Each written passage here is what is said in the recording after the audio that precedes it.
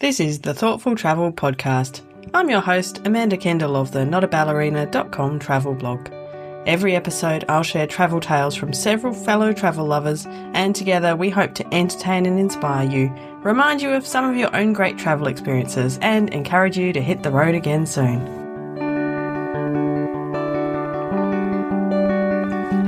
Hello and welcome to episode 396 of the Thoughtful Travel Podcast. Today we are talking about spending a year abroad. Firstly, let me pay my respects to the Whadjuk people of the Noongar Nation where I'm recording this podcast today.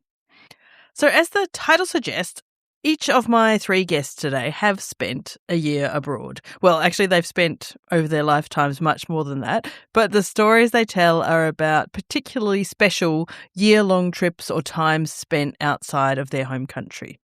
Of course, there are heaps of ways to do such a thing, and everyone today has found a different way to have this longer stint away from home, and all of them are very glad they did. First up, I'm speaking with Riana Ann-Canning, and she has had now a lot of time doing longer-term travelling and living away from her homeland of Canada, but I asked her to tell me how it had all begun. Up until 2016, I was working like an office job in person at actually my alma mater university, and kind of at the end of 2016, a few things happened. My now husband's father passed away quite suddenly. He was in the hospital for a week or something like that and kind of went in with bad back pain and never left. So it was, huge, big shakeup, big moment of like, what are you doing with your life kind of thing. He was a couple years from retirement and just never made it. So I think that really had a huge impact on obviously my husband and his family, but me as well. And at that point, I had been working this office job for a couple years. I was only 24 and I just had every morning, just this dread of like, I didn't want to go to work. It was so boring. It was so mindless. And I kind of looked around and said, I'm 24. I don't have a mortgage. I don't have kids. I don't have car payments. Like, what am I doing? I don't need to be, at this office job where people were telling me like, oh, the pension, you could be here 50 years. I'm like, I don't need that. I'm 24. Like that's not enticing. So I'd always wanted to be a writer, and I was kind of doing these little writing gigs on the side. So I basically just sort of said, you know what, I'm going to go kind of all in on the writing, and worst case scenario, I get a job at a coffee house. I, go wait tables. I had done that before. And it was sort of like, I would rather do that than this kind of soul sucking office job. So yeah, so at the end of 2016, I kind of gave my notice, headed off to Vietnam for a month with a girlfriend. And that was kind of my first, like, let me dip my toe in, see if I can kind of do this travel work thing. And it kind of took off from there. And I never did have to go get that barista job or the waiting tables job, even though I was very happy to do so. And I still tell my husband, 10 years later, that's always the backup plan if anything happens. Good to have a plan B, yep. Right? Yeah, it's great.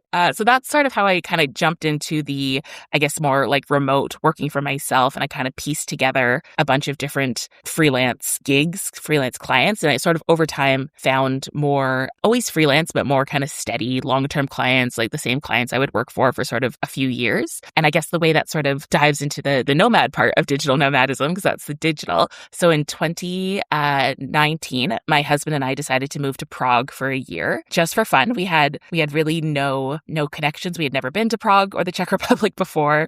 So we moved totally sight unseen.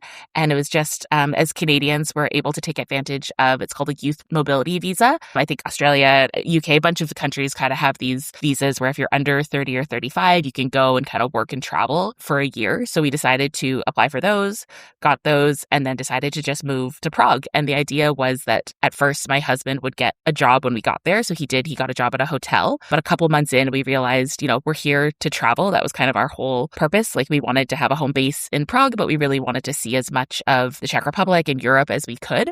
And him having to be at a hotel 5 days a week wasn't really allowing us to do that. So that's kind of where my work online, being that digital nomad, really, really helped. So he was able to kind of leave his job at the hotel, and we kind of relied basically on my income working as a digital nomad. At that point, I was doing some social media work. I was doing some travel planning, some travel agent kind of work, but it was all online. I could do it all from a laptop. So that was basically how we were able to go to Oktoberfest and go to Rome and go to Morocco and go to Spain. And we kind of did just incredible traveling from basically June 2019 till March 2020 when we all know what happened then. An interruption, yes. Yes, big interruptions. That sent us back to Canada. But just being able to have that flexibility was incredible. That we had this home base in Prague, so I still kind of had my little office in the corner, and I could kind of get, do some really okay, these are my work days. I'm here. I'm at the office, quote unquote. It was just a desk in our bedroom. And then we, do that for a week. And then, okay, where are we off to next week? Let's get on the train. Let's go travel. And I'm still, checking emails and doing a couple meetings while we're traveling, but having that balance of home time, even though it was, Prague, this new place, we're still out going to new restaurants and museums and everything. But then, okay, now we're going to Vienna. And then it was like, okay, the laptop's away. It's coming out at night, maybe for an hour, but we're actually, we're seeing the city, we're traveling, we're exploring. It was just so cool to be able to do that because when we're home in Canada, it's just such a big country. It's not as easy to to hop around. As an Australian, I understand. Yes. Oh, yes. Yes, you do.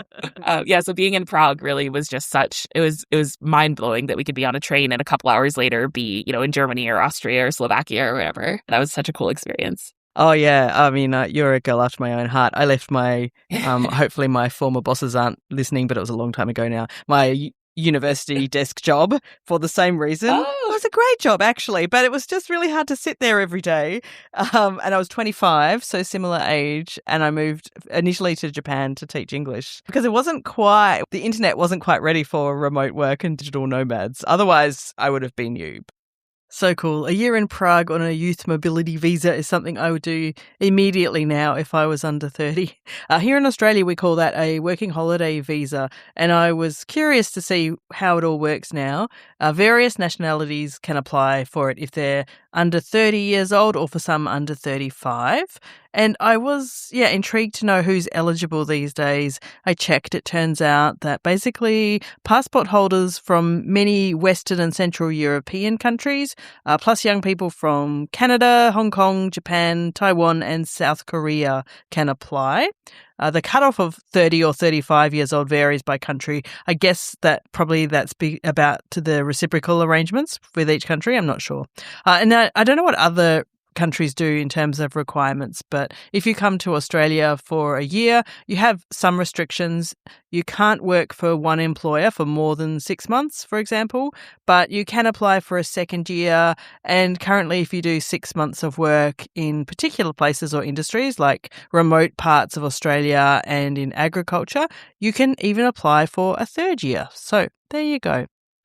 Now, my next guest today is Amy Willis. Amy works as a graphic designer with tour operator Kerr & Downey.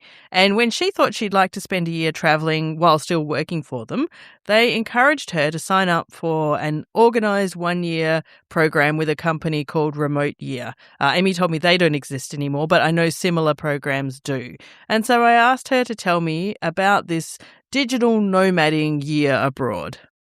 So the company was called Remote Year, and you basically put down a deposit. You have to be interviewed and be accepted it's kind of like a class for every year. They have like a new group going, and they basically get your accommodation, a co-working space, and they organize all these amazing like local experiences. You have city guides in each city that can help you like figure out where to get laundry done, the best coffee shops. So I signed up for that. We started in Mexico City and I ended in Kyoto, Japan.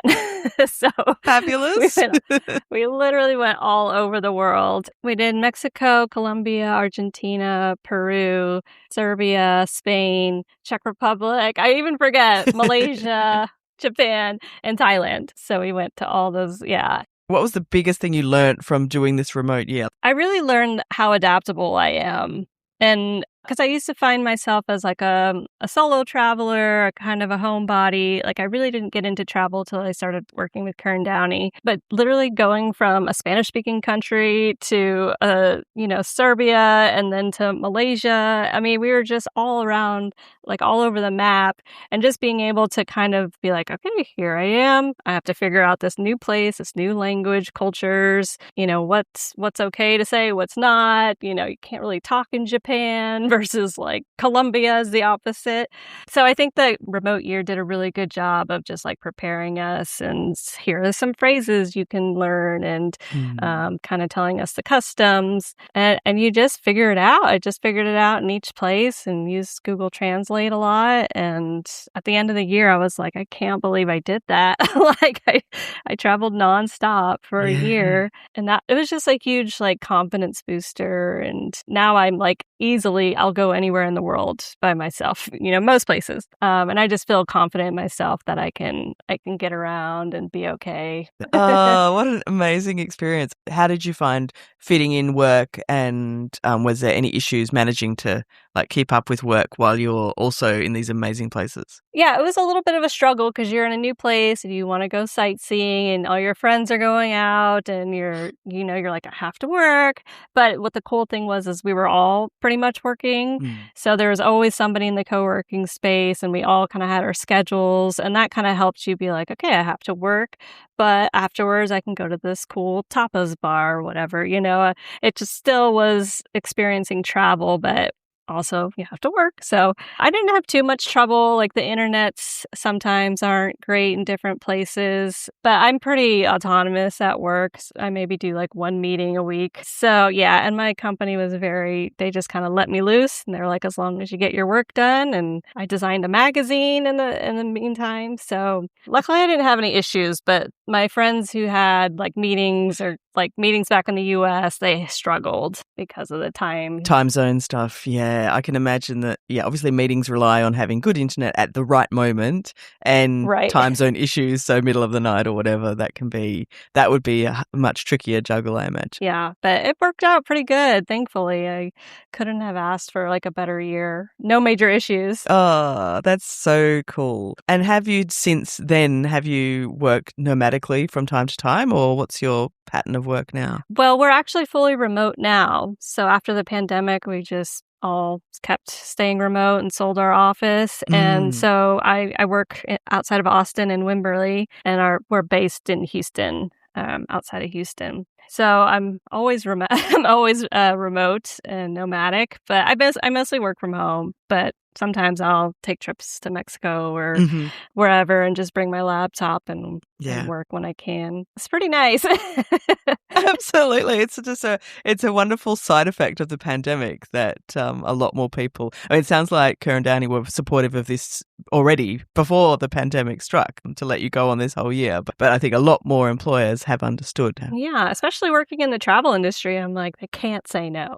No, they really pushed me because I was really scared to do it. I was like, I don't know, I can't leave. I was hesitant, and they were just like, no, you can do this. We'll figure it out as we go. And worst comes to worst, you come home. And it is lovely that Amy had such a supportive employer. It's always interesting to me these days to hear about the many different approaches companies have to remote work. Some let you go abroad, some don't, etc. Some are great, some are, no, you have to be in the office. Either way, I'm glad just to still be self-employed, so I can handle my work more or less when and where I want. It suits me well. But it was really great to hear about Amy's year abroad, a very different kind of year and something that did sound very impactful. My final guest today is Jonty Crane, who also spent, of course, a year abroad, but in a very different way, and he spent this in Timor-Leste. I spent a year living in Timor-Leste, which may be familiar to some, probably unfamiliar to most. So it's a small country of 1.3 million people at the end of the chain of Indonesian islands. It's about an hour north of Darwin. And it was formerly a Portuguese colony. So it is very Catholic. In fact, it is 98% Catholic, which is the second most Catholic country in the world, only beaten by the Vatican City, which has a population of 500 people. So Timor is very Catholic. It had a quite brutal history of occupation under the Portuguese and the Japanese, and then the Indonesians came in 1975, and through various massacres and starvations and horrific things, about a third of the population died. For once, there was a happy ending to the story in which they gained independence in 1999, and they became their own independent country in 2002. So I spent a year volunteering there, and I'd often read about this thing called slow travel, and I quite like the idea of slow travel, but I wondered what one would do whilst traveling slowly. If you're staying somewhere for, a few days or a week, that's fine. But if you're staying somewhere for months, how do you actually fill your days? You can't be sort of venturing every single day. And so doing the volunteering in Timor-Leste, I found that was the ideal kind of balance of, I was living there, but I had a purpose for living there. So I had a things I was doing. I was volunteering around tourism and also around community engagement. So I had things to do during the day, and those gave me access to networks, which I probably wouldn't have had if I had just been traveling through. So I built up quite a big kind of network of contacts in various areas. There's not a lot of foreigners in Timor-Leste. So there's 1.3 million people. I believe, according to the last census, there's about maybe 5,000 expats in total in the entire country. So that's not very many. And it's one of the least visited countries on the planet. It gets around 25,000 actual tourists a year. So it was very Timorese. And so the main language they speak is Teton, followed by Portuguese, followed by Indonesian Bahasa, followed by English. So language was a little bit of difficulty, but it meant pretty much every day when I went out and went to do my volunteering activities or traveling around, the only other, they call them Malay. So foreigners in Timor-Leste, they call foreigners Malay. And I would be the only Malay that I would see, my wife would be the only Malay that I would see most days. So there was a real sense of really getting to know a culture and a country. And it's not a particularly big country. It's half of a small island, but it is, I think I worked out it's about a fifth of the size of Tasmania. So it's not a particularly large place.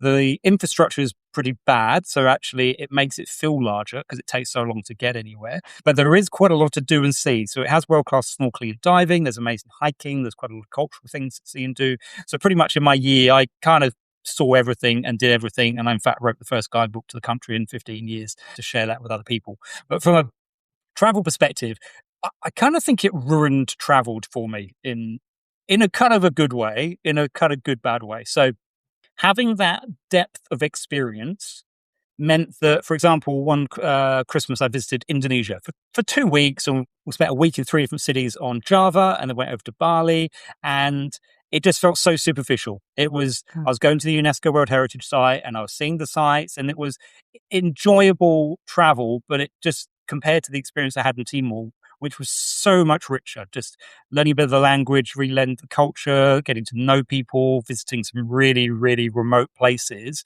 It was such an experience that since then I've been chasing that experience to do it again. And that's what happens. You have an amazing experience.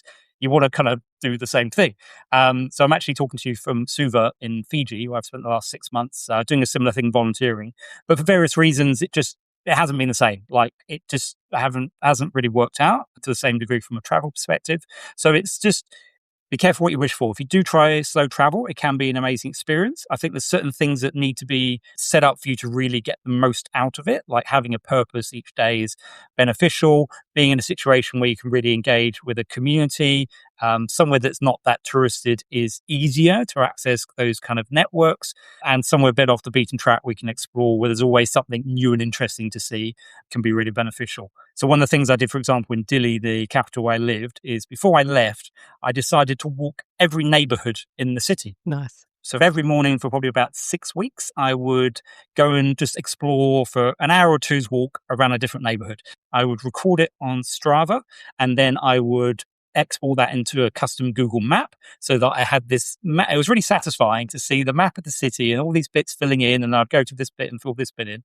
And Dili was one of those cities which is, if you just went there as a tourist for a day or two, you'd think it's pretty sleepy. But if you're wandering around the neighborhoods, there's actually quite a lot of variety, and there's little neighborhood shrines, and there was an abandoned mosque, and there was a half-built church, and there was just all sorts of things you would not see unless you're wandering around the streets. Now, that's not always possible in a lot of cities. Like if I try that in Suva, it's not going to really work. If I try that in Apia in Samoa, it doesn't really work. But certain places you can do that, and that's a really good way of getting that quite a rich experience, which doesn't cost anything, and you just get to feel like you really know a city through walking the streets. I absolutely love that. So I lived, like 20 odd years ago, I lived in Bratislava for a year. And similarly, it was not touristy at the time. It was not EU. It was post-Cold War, but not EU. So nobody really went there. And yeah, I had a whole year there, and I had quite a lot of free time. I was teaching English, but not all the time. And our school gave us a free transport pass. So I took all of the tram lines to all of the ends to learn more about like what the different neighborhoods of Bratislava were like. And I did not have the technology to map it on Strava or something back then. That would have been very, very cool. But I had like a list of I sound like a nerd now. I had a list of the tram lines and I would be ticking them off. Yeah, it's like, that's a really fabulous kind of, I don't know, goal or something to have while you're living somewhere. Gives that structure to your really slow travel, doesn't it? Super special experience for Jonty. And yeah, one day I would love to do that kind of longer term volunteer work as well. I have so many ideas for the future. So yeah, a year away, whether you're in multiple places or just one place, I think it's such an amazing experience to have. So far in my life, I've had 6 years abroad. They were all consecutive, but definitely I hope to spend some longer stints abroad again in the future. And these guests have definitely reminded me of how very special that can be. And I think on top of that, definitely for me, it reminds me that when I come home again, I'm very lucky to have a home base in a fabulous city like Perth. So it's a win-win all round. Anyway, thank you so much for listening to episode 396 of the Thoughtful Travel Podcast. Huge thanks to my fabulous guests. Firstly, I chatted with Riana from Teaspoon of Adventure. You can read her adventures at teaspoonofadventure.com. I next chatted with Amy Willis from Kerr and Downey at kerrdowney.com, and Amy's Instagram is at Amy N. Willis on Instagram. And lastly, I chatted with Jonty Crane. You can read more about what he gets up to at jontytravels.com. And if you also want to have a look at Timor-Leste, he has the website exploringtimor.com. Do come and tell us about your years abroad or where you'd like to go if you could. Join the Facebook or LinkedIn groups for Thoughtful Travellers and chat with us there. And don't forget to sign up at thoughtfultravel.substack.com for other travelling news and stories from me. All of this and more in the show notes, and for this episode you can find them at notaballerina.com/396. As always, thank you so much for listening. This has been another episode of the Thoughtful Travel Podcast. Show notes and other information are at notaballerina.com/podcast. Join me again soon for another chat about why we travel. Bye for now.